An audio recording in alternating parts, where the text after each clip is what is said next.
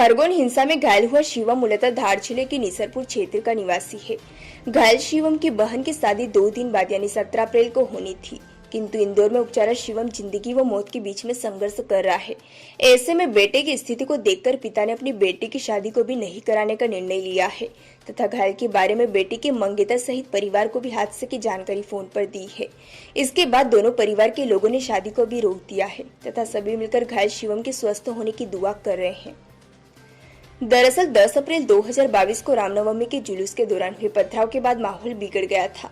इस घटना में शिवम शुक्ला नाम का युवक घायल हो गया था, जिसे प्राथमिक उपचार के बाद इंदौर रेफर किया गया था, जहां पर अभी शिवम का उपचार जारी है।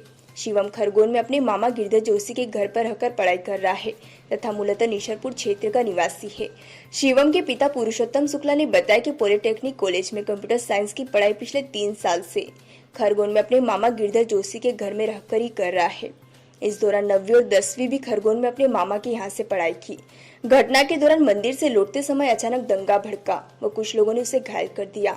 आपको जानकारी में बता दें कि खरगोन के जमींदार मोहल्ले में अचानक बाइक सवार बदमाशों ने शिवम के सिर पर पत्थर मारकर उसे घायल कर दिया था। घायल के पिता के अनुसार बेटी कृतिका शुक्ला की शादी कुछ दिन पूर्व गुजरात के बड़ौदा निवासी पूर्वेश भट्ट से तय हुई थी। रामनवमी के बाद 17 अप्रैल को शादी दोनों परिवार की सहमति से तय हुई। गरीब परिवार होने के चलते 2 दिनों का आयोजन करना तय हुआ था। 16 अप्रैल को कृतिका के मामा खरगोन निवासी गिरधर जोशी के यहाँ से मामेरा आना था, किंतु 15 अप्रैल को ही शादी नहीं करने का फैसला लिया है।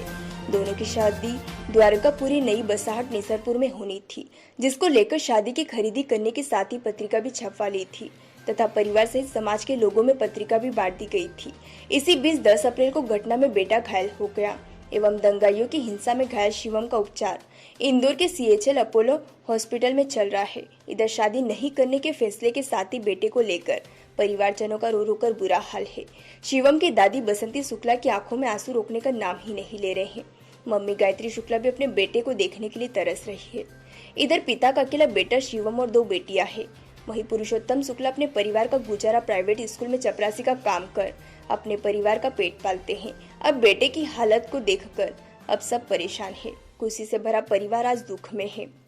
आपको बता दें कि इस घटना को बीते 5 दिन हो जाने के बाद भी शुक्ला परिवार से दूर है जनप्रतिनिधि।